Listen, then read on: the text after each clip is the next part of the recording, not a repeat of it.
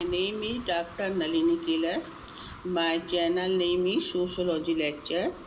Today I am prepared lecture for you. What is the positivism by Comte? Auguste Comte का प्रत्यक्षवाद। यदि आपको मेरा लेक्चर अच्छा लगता है तो आप उसे लाइक कीजिए, शेयर कीजिए और साथ में बेल आइकन को दबा दीजिए ताकि जब मेरा दूसरा वीडियो आए तो इसकी जानकारी आपको मिल जाए। और सब्सक्राइब करना कभी नहीं भूलिए। स्टार्ट। तो प्रत्यक्षवाद को समझने के पहले हमें ये देखना होगा कि पूर्वकालीन यूरोप की सामाजिक आर्थिक दशा इस समय कैसी थी। तो हम पाते हैं कि 15वीं शताब्दी को एज ऑफ रेनेसेंस या पुनर्जागरण का काल कहा जाता है। इस काल में समाज में समानता, स्वतंत्रता, मानवता का जन्म हुआ, जिसने लोकतांत्रिक व्यवस्था को जन्म दिया। अनेक दार्शनिक एवं विचारकों का इतिहास इसी काल में देखने को मिलता है, जिन्होंने बौद्धिक विकास एवं सामाजिक चिंतन को एक नई दिशा प्रदान की। इन्हीं विचारकों की कड़ी में अगस्त काम्टे का नाम भी हम पाते हैं। तो हम अब अगस्त काम्टे के जीवन चरित्र के संबंध में थोड़ा समझ लेंगे।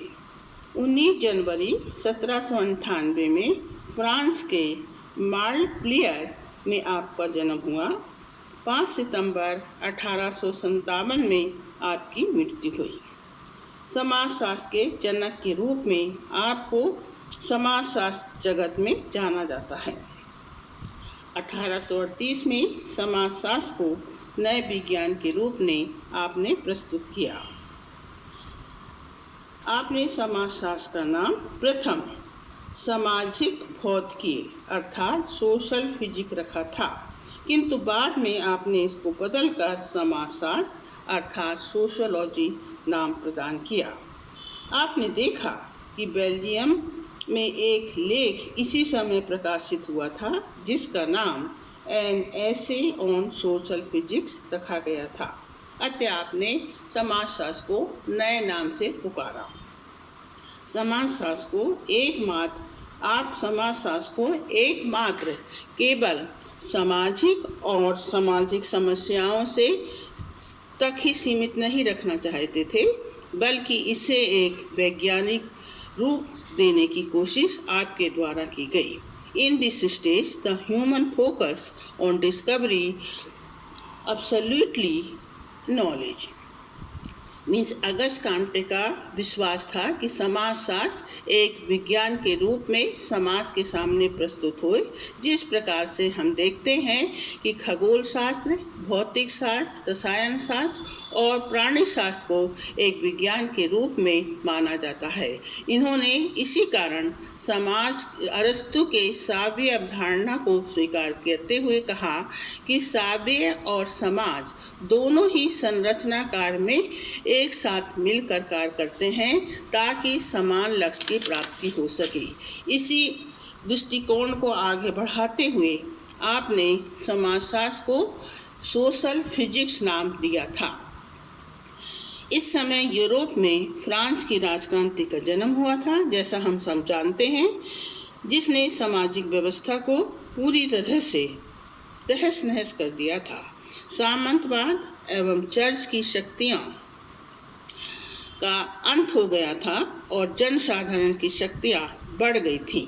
अतः समाज में अनेक नई नई समस्याओं का जन्म हुआ, नए चिंतन का जन्म हुआ। जैसा हमने आगे देखा है, बेरोजगारी में वृद्धि हुई, परंपरात्मक उद्योगों का पतन हो गया, सामाजिक परिवर्तन में जीवन में अशांति में बना दिया, औद्योगिकरण का विकास हुआ, जिसने आर्थिक, राजनीतिक, सामाजिक जीवन को एक नई दिशा दी। अर्थात कहने का अर्थ ये है कि फ्रांस की राजक्रांति के परिणाम स्वरूप ऐसी समस्याओं का जन्म हुआ जिसे मात्र वैज्ञानिक तरीके से ही दूर किया जा सकता था। इसी को ध्यान में रखते हुए अगस्त काम्टे ने प्रत्यक्षवाद को एक नए रूप में प्रस्तुत किया और समाजशास्त्र को वैज्ञानिक श्रेणी में लाकर रखने की कोशिश की।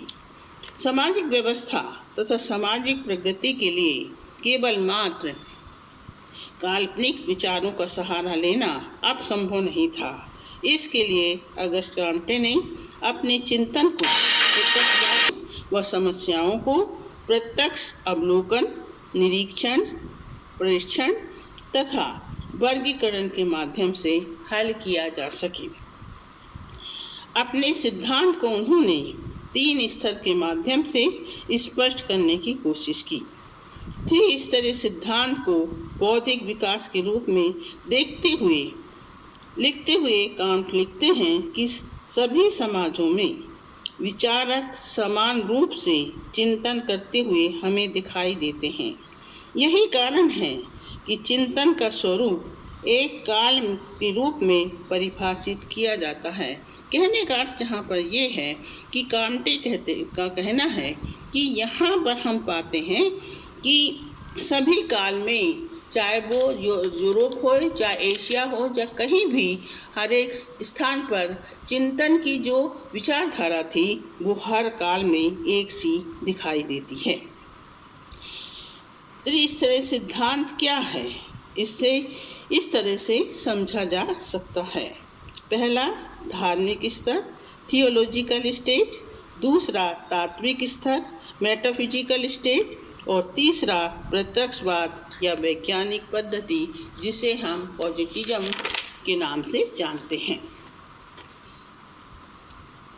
पहला हम देखते हैं कि धार्मिक स्तर क्या था। इस स्तर पर मानव का बौद्धिक विकास सीमित था।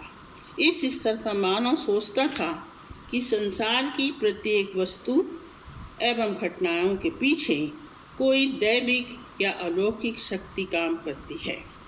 अतः इस स्तर पर वे अपनी सफलता एवं असफलता का श्रेय दैविक शक्ति को ही देता था। यह अवस्था काल्पनिक विश्वास पर आधारित थी। दूसरा जो स्तर है वो तात्विक स्तर है।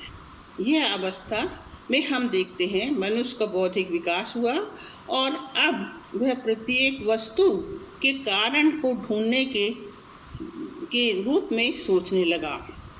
यह अवस्था तर्क को स्थान देती है। बौद्धिक विकास आगे बढ़ता रहा। व्यक्ति इस स्तर पर घटना के कारण खोजने में लग गया, किंतु साथ ही अलौकिक शक्तियों पर भी विश्वास रखता था। कांट का मत है यह स्तर प्रथम स्तर का ही संशोधित रूप था, अर्थात इस स्तर पर आते हुए मनुष्य अपने देवी के विश्वास को भी नहीं छोड़ना चाहता था और साथ ही ये भी देखना चाहता था कि प्राकृतिक घटनाएं, जो बाढ़ आ जाती है, सुनामी आ जाती है या बहुत जम के आंधी चलती है, वो क्यों चलती है, उसके पीछे कौन सा कारण निहित है। तीसरा स्तर था जो प्रत्यक्षवाद। प्रत्यक्षवाद एक वैज्ञानिक पद्धति है। अपनी पुस्तक पॉजिटिव फिलॉसफी में उन्होंने लिखा है कि समस्त ब्रह्मांड अपरिवर्तन प्राकृतिक नियमों के द्वारा व्यवस्थित और संचालित होता है।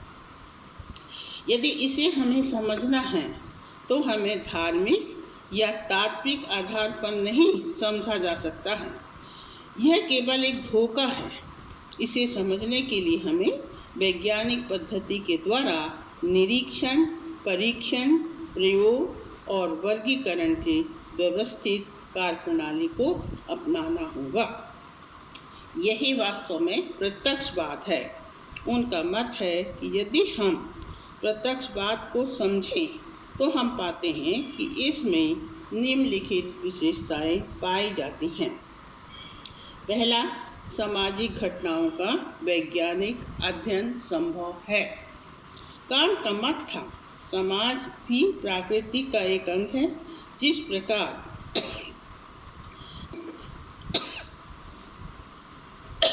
है, यदि हम प्रत्यक्षवाद को समझें तो हम इसमें निम्नलिखित विशेषताएं पाते हैं।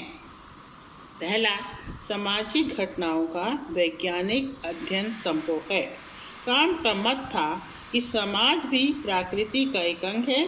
जिस प्रकार प्राकृतिक घटनाएं कुछ निश्चित नियमों पर आधारित हैं, उसी तरह सामाजिक घटनाएं भी निश्चित नियमों के द्वारा घटित होती हैं। ये आकस्मिक रूप से शून्य में घटित नहीं होती हैं। उनका मत था कि प्राकृतिक सामाजिक घटनाओं का भी एक क्रम होता है, एक गति होती है जिसका अध्ययन यथार्थ रूप से संभव है, अर्थात वैज्ञानिक रूप से इसको समझा जा सकता है। दूसरा, प्रत्यक्षवाद कल्पना या ईश्वरीय महिमा पर आधारित नहीं है। यहाँ हम एक उदाहरण देते हैं और पाते हैं कि उसको समझेंगे। उन्होंने कहा कि यदि एक व्यक्ति जहर खाकर मर गया, इस घटना की व्याख्या प्रत्येक व्यक्ति अर्थात धर्मवादी कहेगा ईश्वर की यही इच्छा थी। तत्वज्ञानी के अनुसार जन्म एवं मृत्यु एक स्वाभाविक नियम है। मृत्यु एक ऐसा बिच्छू है जिसमें व्यक्ति मरने के बाद वापस नहीं आता। तीसरा, एक वैज्ञानिक डॉक्टर मरने वाले का कारण पहले पता लगाएगा। वह शरीर का परीक्षण करेगा, जहर का विश्लेषण करेगा, अंत में मृत्यु के कारण की रिपोर्ट देगा। इस तरह का सिद्धांत सत्यवाद या अटल परचू चिंतन पर आधारित नहीं होता। इसमें शंका का कोई स्थान नहीं होता। तो इस तरह प्रत्यक्षवाद जो है वो कल्पना और ईश्वरीय महिमा पर आधारित नहीं है। ये एक ऐसा कार्यप्रणाली है जिसके आधार पर सत्य तक पहुंचा जाता है, जिसमें शंका का कोई स्थान नहीं होता। तीसरा, सामाजिक पुनर्निर्माण का साधन है। कांट का प्रत्यक्षवादी उपयोगीवादी विज्ञान है।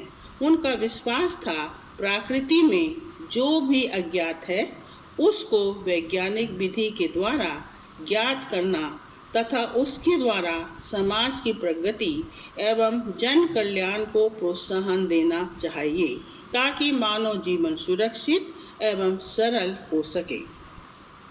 स्थिर सामाजिक ढांचा ही सामाजिक प्रगति का आधार है। सामाजिक व्यवस्था में मूल आदर्श, सामाजिक नियम एवं परंपराओं का होना अनिवार्य है। नैतिक मूल्यों का विकास मानवता के धर्म के रूप में देखा जाना चाहिए। उनका मत था वही ज्ञान उपयोगी होता है जो कि सामाजिक विकास के साथ रचनात्मक क्रियाओं को बढ़ावा देता है। आपका मानना था कि समाज निरंतर परिवर्तन की ओर उन्मुख रहता है, जिससे सामाजिक ढांचा कभी कभी असंतुलित हो जाता है।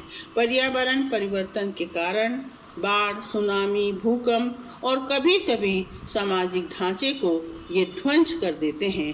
प्रत्यक्षवाद वह विधि है जो अपने आविष्कारों के द्वारा नई योजनाएं एवं नए तरीके द्वारा समाज को संतुलित करने में योगदान देता है।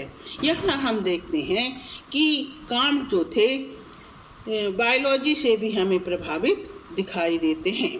उनका मानना था जिस प्रकार हम प्राणी शास्त्र में देखते हैं कि एक व्यक्ति को चोट लग जाती है परंतु धीरे धीरे शरीर फिर से उसको क्या कर लेता है, वही रूप में स्थापित कर देता है जैसा उसका वास्तविक रूप था। इसी तरह से उसका मानना है कि समाज में जो प्राकृतिक घटनाएं घटित होती हैं, उन घटनाओं के कारण जो सामाजिक ढांचा असंतुलित होता है वह भी समाज की धीरे धीरे उन व्यवस्थाओं के कारण सामाजिक आविष्कारों और योजनाओं के साथ एक सीधे स्थान पर पुनः स्थापित हो जाता है। तो प्रत्यक्षवाद का प्रयोग कांट का एक ऐसा प्रयोग था जिसके द्वारा समाजशास्त्र को एक वैज्ञानिक श्रेणी में खड़ा किया जा सके। मैंने नोट्स दे दिए हैं, आपको गूगल ड्राइव में नंबर मिल जाएगा और आप उससे ले सकते हैं।